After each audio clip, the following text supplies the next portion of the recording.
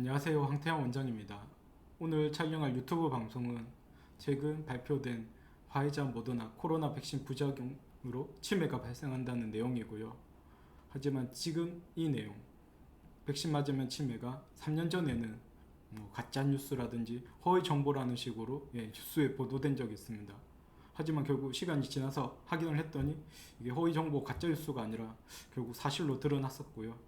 그리고 이와 관련되어서 K방역은 왜 독이 등 성배가 되었나라는 책을 추천하도록 하겠습니다. 개인적으로 코로나 백신과 관련되어서 조금 더 관심을 가지게 된 일이 있었는데요.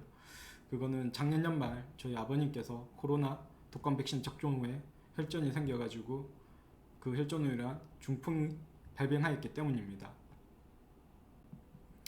그래서 개인적으로 백신의 안전성이라든지 효과, 그리고 이렇게 의약품 성인과 관련된 이런 여러 책들이라든지 논문을 검색해서 찾아본 계기가 됐었고요. 그리고 오늘 처음 얘기했었던 그 뉴스입니다. 지금 보고 있는 뉴스는 여러분들도 포털 사이트에서 제목만 검색하시면 누구나 다 보실 수 있고요. 코로나 백신 접종자 치매 발병률 23% 높았다. 서울시에 거주하는 65세 이상 55만 명, 정말 대규모 인원을 대상으로 연구를 했었고요. 이렇게 mRNA 백신 접종 그룹과 미접종 그룹으로 나눠가지고 알츠하이머 치매라든지 경도 인지장애, 그래서 이제 치매 전 단계인데요. 발병률 차이를 분석을 하였습니다. 그 결과 백신 접종자는 경도 인지장애 발병 위험도가 2.38배, 퍼센트로 얘기하면 238% 높게 나왔었고요. 정말 꽤 높게 나온 거죠. 치매 발생률은 23%가 더 높았습니다. 이 연구 결과는 영국 옥스퍼드대가 발간하는 의학 국제전 최신호에 게재가 됐고요.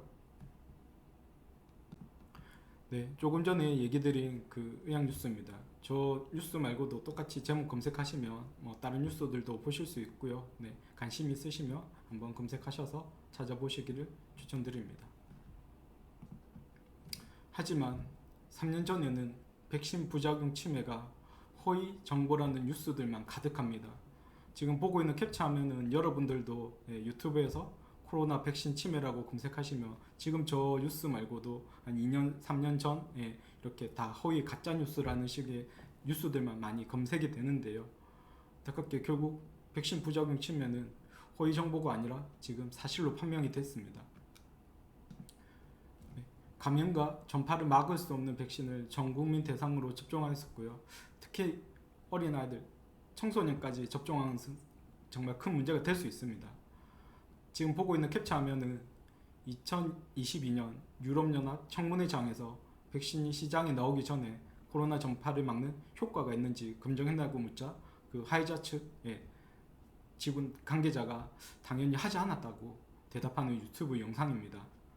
마찬가지 저 뉴스도 유튜브에서 영어 원문 검색하시면 누구나 다 보실 수 있습니다. 지금 보고 있는 유튜브 영상이 조금 전에 얘기한 영상입니다. And health minister told us, you don't get vaccinated just for your. 다 해서 한 2분 내외 정도밖에 되지 않으니까요. 관심 있으시면 한번 저 영상도 한번 검색하셔서 보시길 바랍니다. 그리고 페이스북 창업자인 마크 저커버거가 한 인터뷰에서 코로나19 이제 사태 동안 정부가 이렇게 페이스북에 삭제를 요구했었던 많은 정보들 대부분 진실로 드러났다고 이렇게 인터뷰한 뉴스가 있습니다. 저 뉴스도 마찬가지 그 제목 검색하시면 누구나 다 보실 수 있거든요. 조금 전에 얘기 드린 뉴스고요. 이 뉴스도 누구나 검색하면 다 보실 수 있습니다. COVID misinformation posed a challenge to the company, citing the scientific community's frequent errors about the.